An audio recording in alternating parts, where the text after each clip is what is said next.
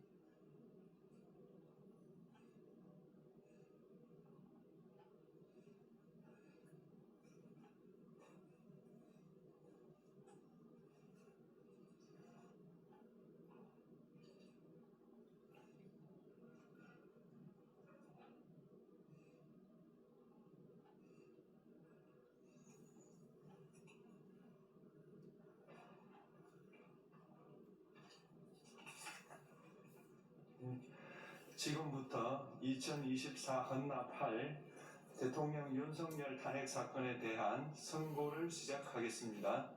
먼저 적법 요건에 관하여 살펴보겠습니다. 이 사건 계엄 선포가 사법심사의 대상이 되는지에 관하여 보겠습니다. 고위공직자의 헌법 및 법률 위반으로부터 헌법 질서를 수호하고자 하는 탄핵 심판의 취지를 고려하면 이 사건 계엄 선포가 고도의 정치적 결단을 요하는 행위라 하더라도 그 헌법 및 법률 위반 여부를 심사할 수 있습니다. 국회 법사위 조사 없이 이 사건 탄핵 소추안을 의결한 점에 대하여 보겠습니다.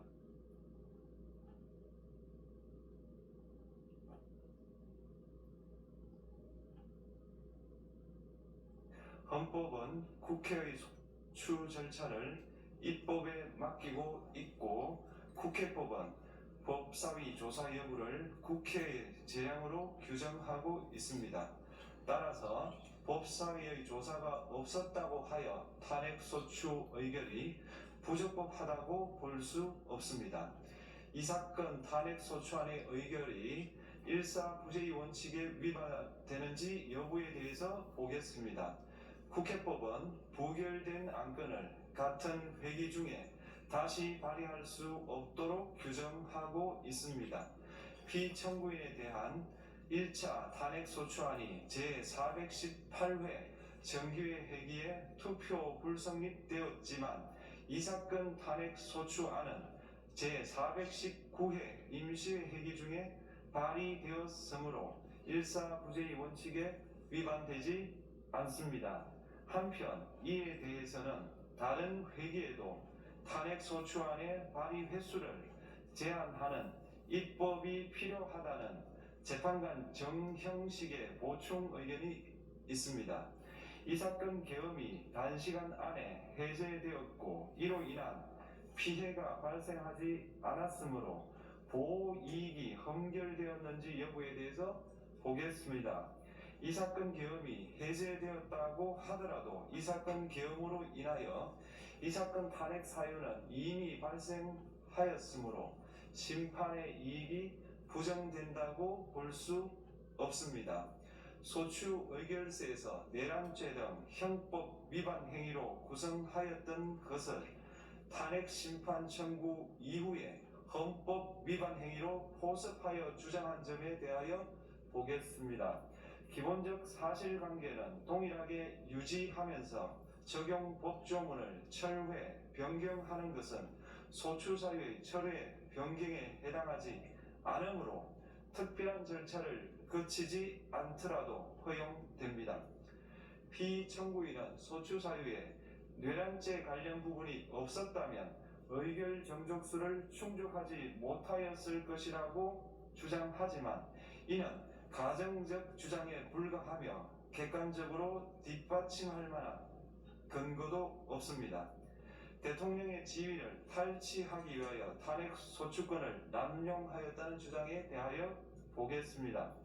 이 사건 탄핵 소추안의 의결 과정이 적법하고 피소추자의 헌법 또는 법률 위반이 일정 수준 이상 소명되었으므로 탄핵 소추권이 남용되었다고 볼 수 없습니다. 그렇다면 이 사건 탄핵 심판 청구는 적법합니다. 한편 증거법칙과 관련하여 탄핵 심판 절차에서 형사소송법상 전문법칙을 완화하여 적용할 수 있다는 재판관 이미선, 김형두의 보충 의견과 탄핵 심판 절차에서 앞으로는 전문법칙을 보다 엄격하게 적용할 필요가 있다는 재판관 김복형, 조한창의 보충 의견이 있습니다. 다음으로 피청구인이 직무집행에 있어 헌법이나 법률을 위반하였는지 피청구인의 법 위반 행위가 피청구인을 파면할 만큼 중대한 것인지에 관하여 살펴보겠습니다. 우선 소추 사유별로 살펴보겠습니다. 1. 이 사건 계엄 선포에 관하여 보겠습니다. 헌법 및 계엄법에 따르면 비상계엄 선포의 실체적 요건 중 하나는 전시, 사변 또는 이에 준하는 국가 비상사태로 저가 교전 상태에 있거나 사회 질서가 극도로 교란되어 행정 및 사법 기능의 수행이 현저히 곤란한 상황이 현실적으로 발생하여야 한다는 것입니다.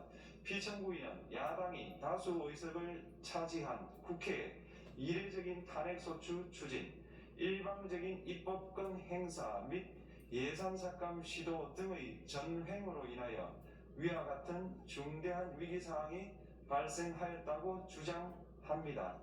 피청구인의 취임 후 이 사건 계엄 선포 전까지 국회는 행안부 장관, 검사, 방통위위원장, 감사원장 등에 대하여 총 22건의 탄핵소추안을 발의하였습니다. 이는 국회가 탄핵소추 사유의 위법성에 대해 숙고하지 않은 채 법 위반의 의혹에만 근거하여 탄핵심판 제도를 정부에 대한 정치적 압박 수단으로 이용하였다는 우려를 낳았습니다. 그러나 이 사건 계엄 선포 당시에는 검사 1인 및 방통위 위원장에 대한 탄핵 심판 절차만이 진행 중이었습니다. 피청구인이 야당이 일방적으로 통과시켜 문제가 있다고 주장하는 법률안들은 피청구인이 제의를 요구하거나 공포를 보류하여 그 효력이 발생되지 않은 상태였습니다.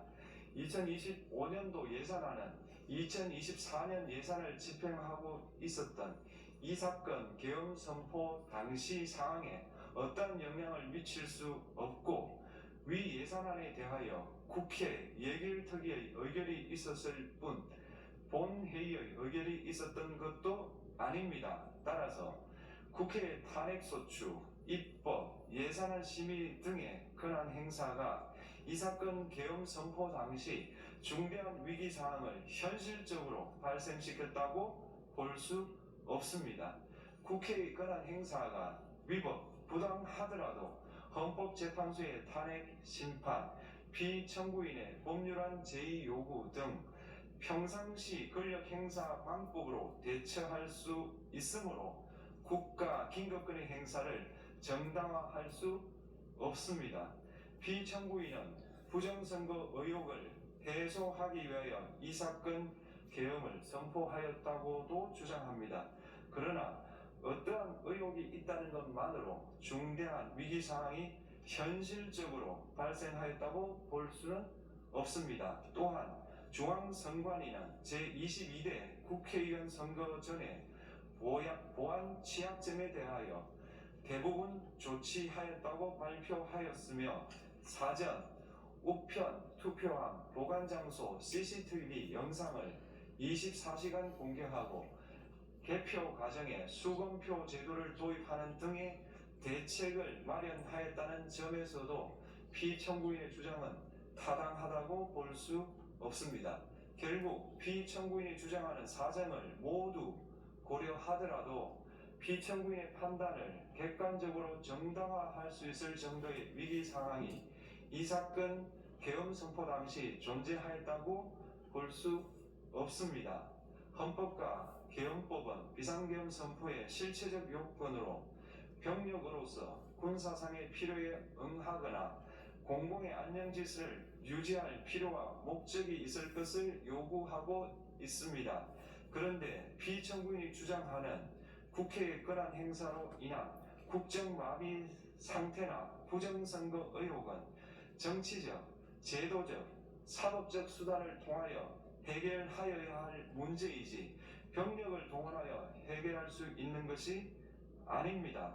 피청구인은 이 사건 계엄이 야당의 전횡과 국정위기 상황을 국민에게 알리기 위한 경고성 계엄 또는 호소형 계엄이라고 주장하지만 이는 계엄법이 정한 계엄 선포의 목적이 아닙니다. 또한 피청구인은 계엄 선포에 그치지 아니하고 군경을 동원하여 국회의 권한 행사를 방해하는 등의 헌법 및 법률 위반 행위로 나아갔으므로 경고성 또는 호소형 계엄이라는 피청구인의 주장을 받아들일 수 없습니다. 그렇다면 이 사건 계엄 선포는 비상계엄 선포의 실체적 요건을 위반한 것입니다.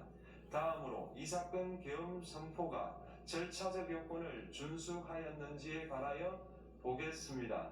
계엄 선포 및 계엄 살인관 임명은 국무회의의 심의를 거쳐야 합니다. 피청구인이 이 사건 계엄을 선포하기 직전에 국무총리 및 9명의 국무위원에게 계엄 선포의 취지를 간략히 설명한 사실은 인정됩니다. 그러나 피청구인은 계엄살인관 등 이 사건 계엄의 구체적인 내용을 설명하지 않았고 다른 구성원들에게 의견을 진술할 기회를 부여하지 않은 점을 고려하면 이 사건 계엄 선포에 관한 심의가 이루어졌다고 보기도 어렵습니다. 그 외에도 피청구인은 국무총리와 관계 국무위원이 비상계엄 선포문에 부서하지 않았음에도 이 사건 계엄을 선포하였고 그 시행 일시, 시행 지역 및 계엄사령관을 공고하지 않았으며 지체 없이 국회에 통고하지도 않았으므로 헌법 및 계엄법이 정한 비상계엄 선포의 절차적 요건을 위반하였습니다. 2. 국회에 대한 군경 투입에 관하여 보겠습니다. 피청구인은 국방부 장관에게 국회에 군대를 투입할 것을 지시하였습니다. 이에 군인들은 헬기 등을 이용하여 국회 경내로 진입하였고 일부는 유리창을 깨고 공간 내부로 들어가기도 하였습니다. 피청구인은 육군 특수전 사령관 등에게 의결 정족수가 채워지지 않은 것 같으니 문을 부수고 들어가서 안에 있는 인원들을 끄집어내라는 등의 지시를 하였습니다. 또한 피청구인은 경찰청장에게 계엄사령관을 통하여 이 사건 포고령의 내용을 알려주고 직접 6차례 전화를 하기도 하였습니다. 이에 경찰청장은 국회 출입을 전면 차단하도록 하였습니다. 이는 이로 인하여 국회로 모이고 있던 국회의원들 중 일부는 담장을 넘어가야 했거나 아예 들어가지 못하였습니다. 한편 국방부 장관은 필요시 체포할 목적으로 국군 방첩사령관에게 국회의장, 각 정당 대표 등 14명의 위치를 확인하라고 지시하였습니다. 피청구인은 국가정보원 1차장에게 전화하여 국군 방첩사령부를 지원하라고 하였고 국군 방첩사령관은 국가정보원 1차장에게 위 사람들에 대한 위치 확인을 요청하였습니다. 이와 같이 피청구인은 군경을 투입하여 국회의원의 국회 출입을 통제하는 한편 이들을 끌어내라고 지시함으로써 국회의 권한 행사를 방해하였으므로 국회에 계엄해제 요구권을 부여한 헌법조항을 위반하였고 국회의원의 심의표결권, 불체포 특권을 침해하였습니다. 또한 각 정당의 대표 등에 대한 위치 확인 시도에 관여함으로써 정당 활동의 자유를 침해하였습니다. 피청구인은 국회의 권한 행사를 막는 등 정치적 목적으로 병력을 투입함으로써 국가 안전보장과 국토방위를 사명으로 하여 나라를 위해 봉사하여 온 군인들이 일반 시민들과 대치하도록 만들었습니다. 이에 피청구인은 국군의 정치적 중립성을 침해하고 헌법에 따른 국군 통수 의무를 위반하였습니다. 3. 이 사건 포고령 발령에 관하여 보겠습니다. 피청구인은 이 사건 포고령을 통하여 국회, 지방의회, 정당의 활동을 금지함으로써 국회에 계엄해제 요구권을 부여한 헌법조항, 정당제도를 규정한 헌법조항, 대의민주주의 권력분리 원칙을 위반하였습니다. 비상계엄 하에서 기본권을 제한하기 위한 요건을 정한 헌법 및 계엄법 조항, 영장주의를 위반하여 국민의 정치적 기본권, 단체 행동권, 직업의 자유를 침해하였습니다. 4. 중앙선관위에 대한 압수수색에 관하여 보겠습니다. 피청구인은 국방부 장관에게 병력을 동원하여 선관위의 전산 시스템을 점검하라고 지시하였습니다. 이에 따라 중앙선관위 청사에 투입된 병력은 출입 통제를 하면서 당직자들의 휴대전화를 압수하고 전산 시스템을 촬영하였습니다. 이는 선관위에 대하여 영장 없이 압수수색을 하도록 하여 영장주의를 위반한 것이자 선관위의 독립성을 침해한 것입니다. 5. 법조인에 대한 위치 확인 시도에 관하여 보겠습니다. 앞서 말씀드린 바와 같이 피청구인은 필요시 체포할 목적으로 행해진 위치 확인 시도에 관여하였는데 그 대상에는 퇴임한 지 얼마 되지 않은 전 대법원장 및 전 대법관도 포함되어 있었습니다. 이는 현직 법관들로 하여금 언제든지 행정부에 의한 체포 대상이 될 수 있다는 압력을 받게 하므로 사법권의 독립을 침해한 것입니다. 지금까지 살펴본 피청구인의 법 위반 행위가 피청구인을 파면할 만큼 중대한 것인지 관하여 보겠습니다.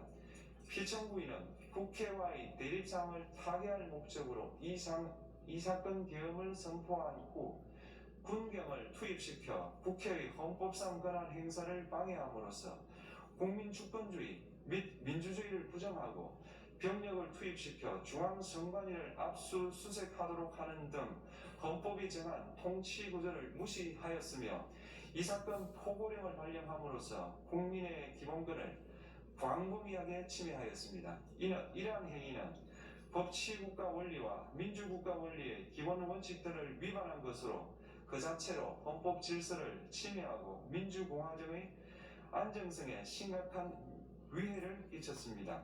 한편 국회가 신속하게 비상계엄 해제 요구를 결의할 수 있었던 것은 시민들의 저항과 군경의 소극적인 임무 수행 덕분이었으므로 이는 피청구인의 법 위반에 대한 중대성 판단에 영향을 미치지 않습니다. 대통령의 권한은 어디까지나 헌법에 의하여 부여받은 것입니다. 피청구인은 가장 신중히 행사되어야 할 권한이 국가 긴급권을 헌법에서 정한 한계를 벗어나 행사하여 대통령으로서의 권한 행사에 대한 불신을 초래하였습니다. 피청구인이 취임한 이래 야당이 주도하고 이례적으로 많은 탄핵 소추로 인하여 여러 고위공직자의 권한 행사가 탄핵 심판 중 정지되었습니다. 2025년도 예산안에 관하여 헌정사상 최초로 국회 예산결산특별위원회에서 정액 없이 감액에 대해서만 야당 단독으로 의결하였습니다. 피청구인이 수립한 주요 정책들은 야당의 반대로 시행될 수 없었고 야당은 정부가 반대하는 법률안들을 일방적으로 통과시켜 피청구인의 제2요구와 국회의 법률안 의결이 반복되기도 하였습니다. 그 과정에서 피청구인은 야당의 전횡으로 국정이 마비되고 국익이 현저히 저해되어 가고 있다고 인식하여 이를 어떻게든 타개하여야만 한다는 막중한 책임감을 느끼게 되었을 것으로 보입니다. 피청구인이 국회의 권한 행사가 권력 남용이라거나 국정 마비를 초래하는 행위라고 판단한 것은 정치적으로 존중되어야 합니다. 그러나 피청구인과 국회 사이에 발생한 대립은 일방의 책임에 속한다고 보기 어렵고 이는 민주주의 원리에 따라 해소되어야 할 정치의 문제입니다. 이에 관한 정치적 견해의 표명이나 공적 의사결정은 헌법상 보장되는 민주주의와 조화될 수 있는 범위에서 이루어져야 합니다. 국회는 소수 의견을 존중하고 정부와의 관계에서 관용 그리고 자제를 전제로 대화와 타협을 통하여 결론을 도출하도록 노력하였어야 합니다. 피청구인 역시 국회의 대표인 국회를 협치의 대상으로 존중하였어야 합니다. 그럼에도 불구하고 피청구인은 국회를 배제의 대상으로 삼았는데 이는 민주정치의 전제를 허무는 것으로 민주주의와 조화된다고 보기 어렵습니다. 피청구인은 국회의 권한 행사가 다수의 횡포라고 판단했다 하더라도 헌법이 예정한 자구책을 통해 견제와 균형이 실현될 수 있도록 하였어야 합니다. 피청구인은 취임한 때로부터 약 2년 후에 치러진 국회의원 선거에서 피청구인이 국정을 주도하도록 국민을 설득할 기회가 있었습니다. 그 결과가 피청구인의 의도에 부합하지 않더라도 야당을 지지한 국민의 의사를 배제하려는 시도를 하여서는 안 되었습니다. 그럼에도 불구하고 피청구인은 헌법과 법률을 위반하여 이 사건 개혁을 선포함으로써 국가 긴급권 남용의 역사를 재현하여 국민을 충격에 빠뜨리고 사회, 경제, 정치, 외교 전 분야의 혼란을 야기하였습니다. 국민 모두의 대통령으로서 자신을 지지하는 국민을 초월하여 사회 공동체를 통합시켜야 할 책무를 위반하였습니다. 군경을 동원하여 국회 등 헌법기관의 권한을 훼손하고 국민의 기본적 인권을 침해함으로써 헌법소의 책무를 저버리고 민주공화국의 주권자인 대한국민의 신임을 중대하게 배반하였습니다. 결국 피청구인의 위법 행위는 국민의 신임을 배반한 것으로 헌법 소의 관점에서 용납될 수 없는 중대한 법 위반 행위에 해당합니다. 피청구인의 법 위반 행위가 헌법 질서에 미친 부정적 영향과 파급 효과가 중대하므로 피청구인을 파면함으로써 얻는 헌법 소의 이익이 대통령 파면에 따르는 국가적 손실을 압도할 정도로 크다고 인정됩니다. 이에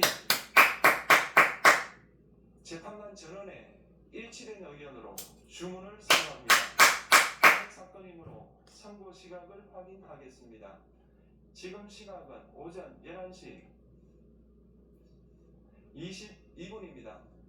주문: 피청구인 대통령 윤석열을 파면한다.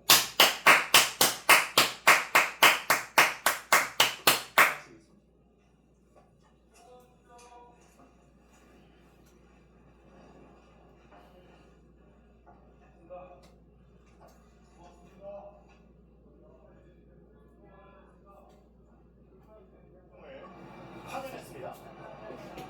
이제 전 대통령이죠. 윤석열 대통령.